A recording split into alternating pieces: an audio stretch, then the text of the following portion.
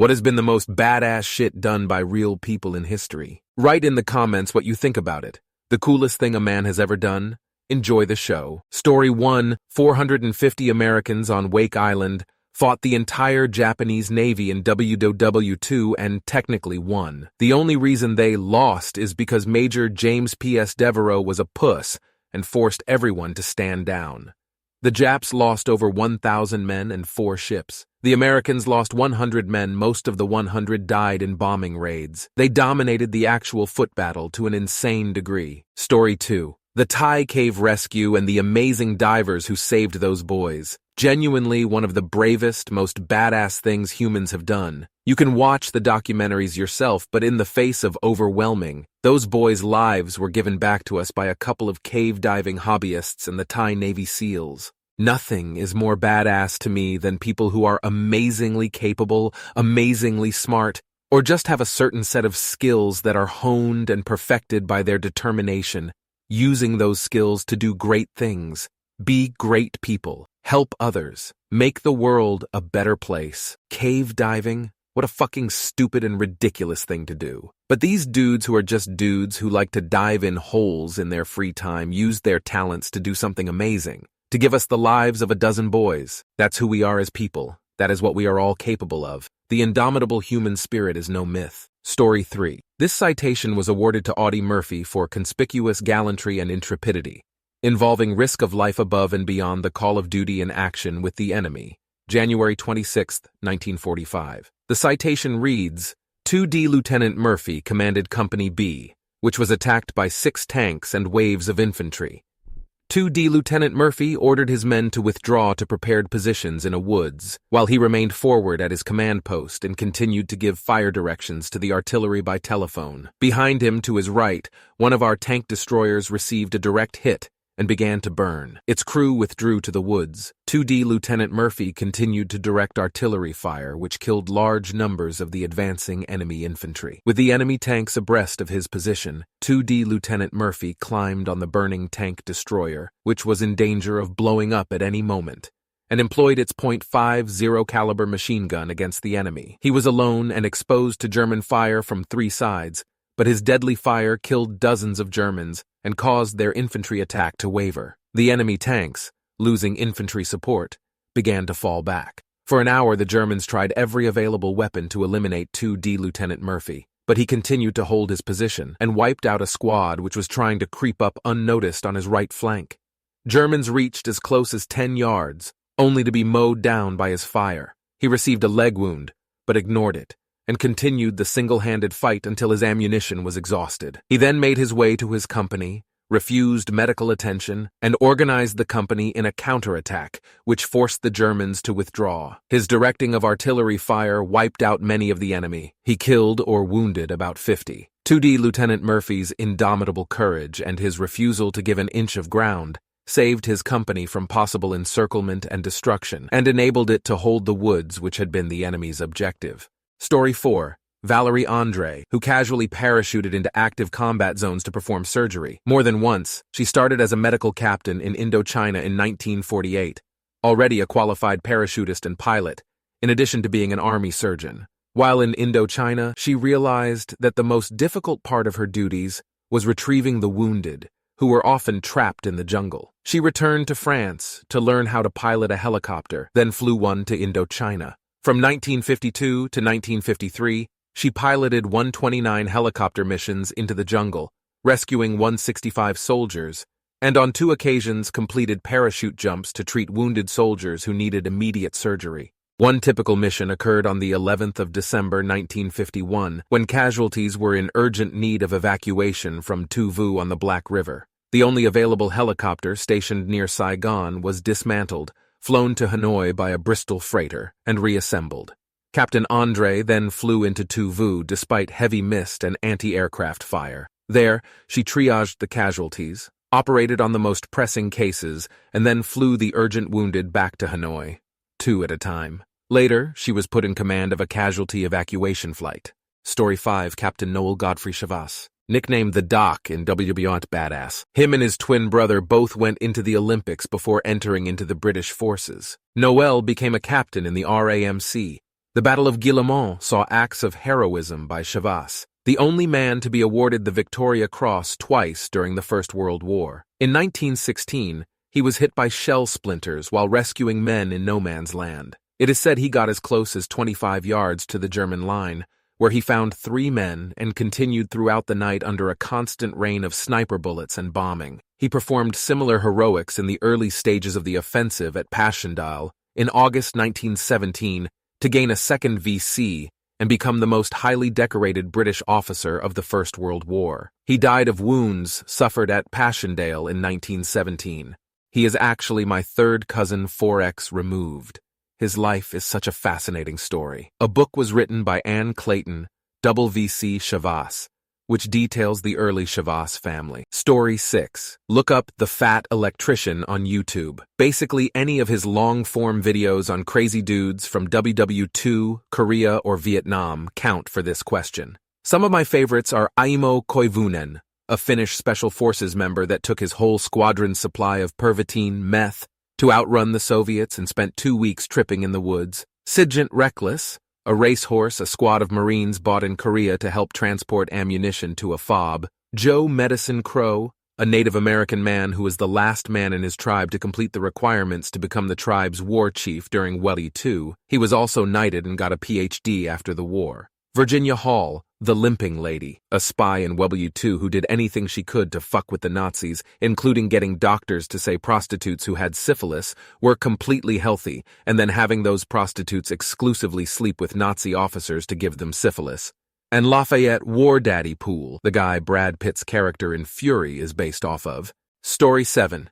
Not sure that there are too much material in existence on a certain Helge Meyer in English. He is a Danish citizen who joined the army from age 16 or so. He's had extensive training on elite level and been in the top of the Danish army for many years. During the Balkan Wars in Eastern Europe, he did 100-plus trips in his own specially built Camaro to supply emergency aid kits to the public. Trips of at least 2,000-plus km each time from DK to Eastern Europe in war zones. It is an insane story about a man dedicated to help people. Story 8. Captain Mbaye Diagne was a Senegalese military officer renowned for his extraordinary bravery and humanitarian efforts during the Rwandan genocide in 1994. While serving as a United Nations military observer in Rwanda, Captain Diagne went above and beyond the call of duty. Despite the UN's rules of engagement prohibiting such actions, he undertook numerous solo missions to rescue civilians at great personal risk. He would hide Tutsis and moderate Hutus in his vehicle and transport them to safe locations. It is believed that Captain Diagne saved hundreds, possibly over 1,000 lives, through his selfless acts. He continued saving lives until he was killed by a mortar shell. In recognition of his heroism, the United Nations Security Council established the Captain Mbaye Diagne Medal for Exceptional Courage in 2014, honoring those who demonstrate similar acts of bravery. Story 9. Abraham Lincoln was a very imposing man and didn't like bullies. In his youth, he was paid by his town to beat up and run out some hooligan troublemaker. During the Black Hawk War, when several Native Americans were captured, Lincoln kept them safe. The soldiers wanted to kill the Native Americans, and Lincoln informed them all they would need to go through him first. Nobody dared. I found this all super interested because Honest Abe doesn't sound like an ass kicker, but apparently he was. Story 10. Blair Main. Absolute beast from Northern Ireland and founding member of the SAS who would regularly sneak into German air bases in WW2 and destroy aircraft, sometimes with his bare hands. Responsible for destroying over 100 German planes on his own, with 47 of them being in one sitting. He also strapped a record player to his leg when parachuting into France so he could kill Germans while listening to his favorite music. Absolute, problematic badass, but never got the Victoria Cross. Story 11. Daniel K. Inoue was a Japanese man living in Hawaii during the time of the attack. He tried to enlist when America entered the war, but was denied due to his Japanese heritage. In 1943, America needed men, so he was allowed to join the 442nd, a segregated Japanese-only unit. In 1945 in Italy, their unit was suddenly attacked by a machine gun ambush. Daniel was struck in the chest and fell, but felt he could continue fighting after bandaging his wound, so he stood up and kept fighting. He realized there were enemy bunkers on a hill in front of them. He charged headfirst into the fire, killing 2 men who occupied a bunker. He prepared to take out a second bunker with a grenade, however. Before he could pull the pin, he was struck in the arm with a rifle-propelled grenade, bowing his arm off. Despite this injury, he simply picked up the grenade from his severed arm and threw it with his other, destroying the position. He then continued to fight and take bunkers, until an enemy soilder destroyed his legs with machine gun fire. He eventually took shelter behind a tree, where he was found after the battle. He survived, as was awarded the Medal of Honor. He then became a politician, representing his home state of Hawaii. Story 12, Dipperasad Pun.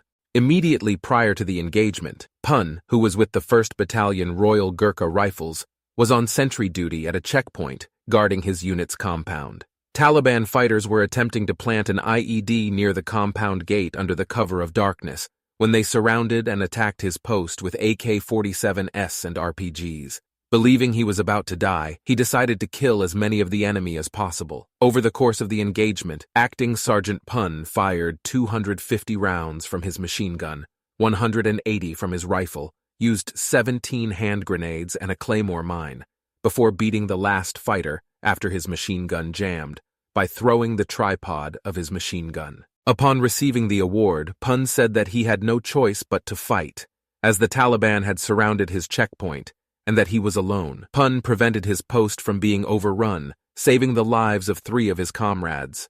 His actions are cited as the bravest scene in his battalion during 2 tours. TLDR, 1 Gurkha soldier versus 30 Taliban fighters. The Gurkha expended all the ammunition in his machine gun, his rifle, all his grenades, a claymore mine, so he beat the last intruder with his gun's tripod. Story. I'm shocked that I don't see Ernest Shackleton's Endurance on here. This is gonna get buried being late to the party. But the Endurance was a ship bringing Shackleton's across Antarctica expedition in 1915. It got caught in the ice and slowly drifted for months before it was crushed. The crew of something like 28 people got out on the ice floes and drifted on the ice for many more months, eating penguins and seals. Then the ice floes started melting, so they took off to Elephant Island on 4 life rafts through 800-some miles in the world's worst seas, at one of the worst times of the year. They made it, but being too remote, Shackleton took off again to the Georgia Islands to find help for the rest of his crew. He took a small party and left the rest on Elephant Island in a base camp. After again roughing the worst seas in the world in a lifeboat for hundreds of miles, he made it, but on the wrong side of the island, where he crashed his boat on the rocks. They hiked over a massive, unforgiving mountain chain to arrive at its port, completely shocking everyone on the island. They went back and rescued the crew, and out of 28 crew, only 1 died. And that was because of a heart attack when the crew member saw the rescue ship. I highly recommend the book The Endurance BTW. Story 14. Admiral Yi Sun Sin won all the Navy engagements he fought in. He was usually outnumbered and with low supplies, but he managed through incredible use of tactics and incredible management skills to win. In a 6-week period, he turned the entire Imjin War around. Oh, and he never managed to lose a boat. He was also a personal badass on top of this. Broke his leg during a military test. He set it, climbed back on top of the horse, and finished the exercise. After being shot in the shoulder during a battle, he ignored it until after the fight was over because he didn't want to scare his men. After he won, he just took a knife and dug the shell out. Stripped of his rank and tortured because of a jealous commander, he just re-enlisted into the army and battled his way up the ranks. Greatest victory. In the Battle of Myeongyang, while outnumbered 10-1, he had 13 ships to the 133 Japanese warships. He beat the Japanese without losing a single ship through tactics and his use of the Straits habit of switching directions at a certain point during the day. He did this after court intrigue got him demoted, and his navy, consisting of 150 warships under the command of his rival, were beaten by the Japanese and reduced to just 13 ships, at which point the court decided to reinstate him to command. He might have won more battles, but he was so feared by the Japanese Navy that when there were reports of him being in the area, Japanese ships would run aground and run away. Sometimes they would leave messages on the beach that basically asked him to leave them alone. Seriously. Anyway, incredible badass that you can point to as an example of how one person can change history. Story 15. Stanislav Petrov. Dude was a Russian general in the Soviet air defense units. For some reason, the USSR systems went haywire and went all war games mode and said multiple nuclear missiles were being sent by the Americans. Dude held steady, hoping it was a false report with no notion of it actually being false. Of course, America didn't strike or send any missiles. It was a satellite error. Balls of steel. Got a Dresden Peace Prize for it. If he went up the chain of command, we would probably be living inside the Fallout video game and not watching and playing it.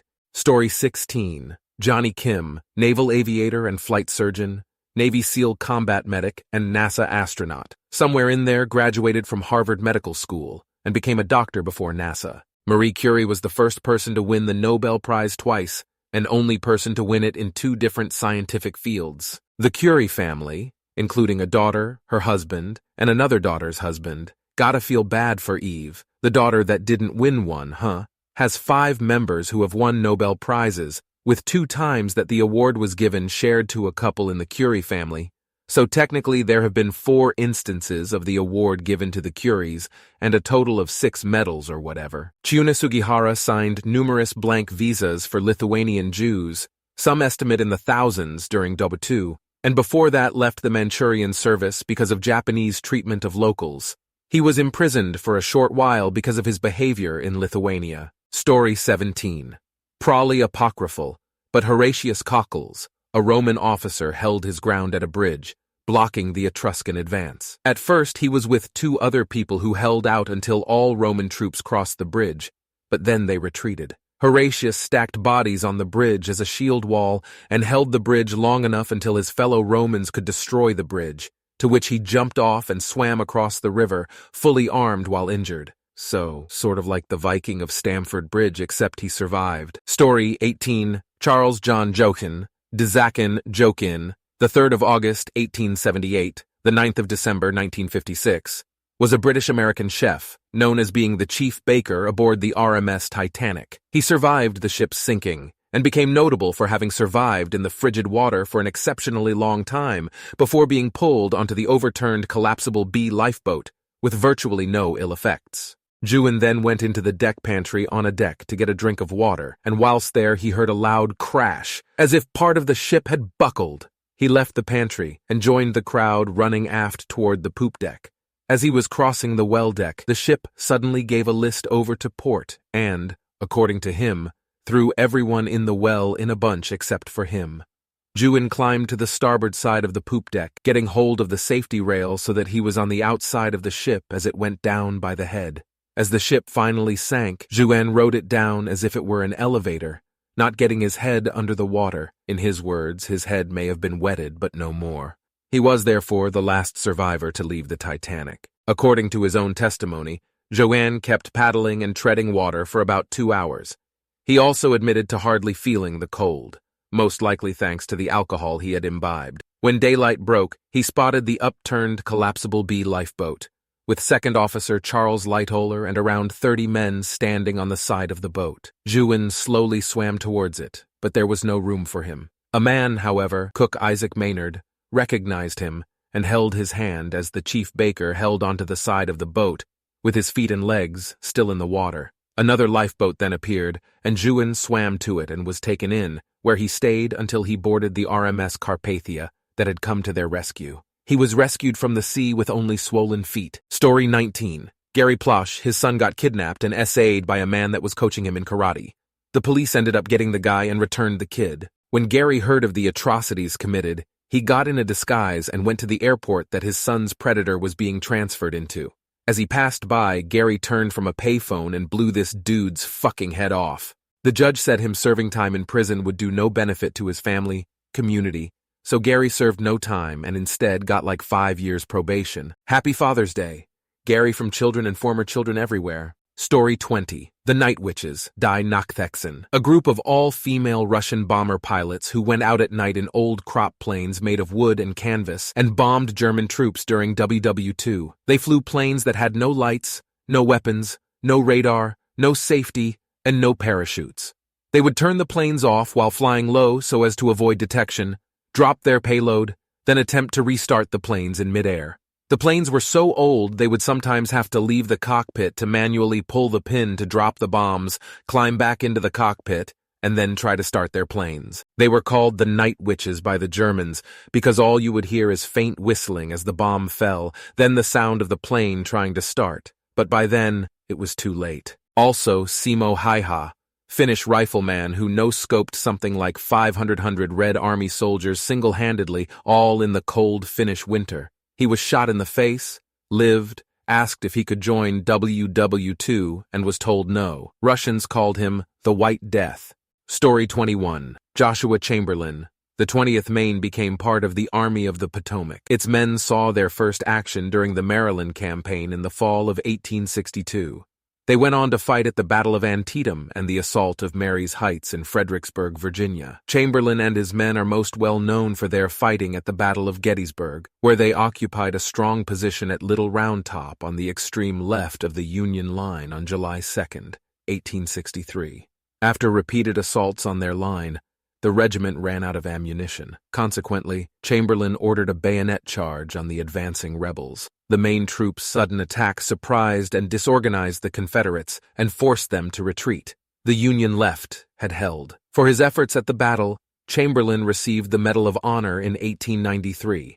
After the battle, he took command of 1st Brigade, 1st Division, 5th Corps, which he led until the end of the war, despite suffering 6 battle wounds. In June 1864, during the siege of Petersburg, he received a near-fatal groin injury. Believing his death was imminent, Chamberlain received a promotion to Brigadier General to honor his service. However, Chamberlain survived his injury and returned to his command with the V Corps. Lieutenant General Ulysses S. Grant selected Chamberlain to receive Confederate General John B. Gordon's surrender at Appomattox. General Robert E. Lee, leader of the Confederate Army, had already agreed upon the terms of surrender. On April 12, 1865, Chamberlain marched his men to Appomattox to meet Gordon. During the ceremony, Chamberlain ordered his troops to perform a salute to the Confederate Army. After the war, some people criticized Chamberlain's action, believing that the salute honored the enemy. The extreme divisions wrought by the Civil War made some feel that the Confederate soldiers did not deserve this honor. We broke up a little after that. I had been done for a while because he turned into an asshole.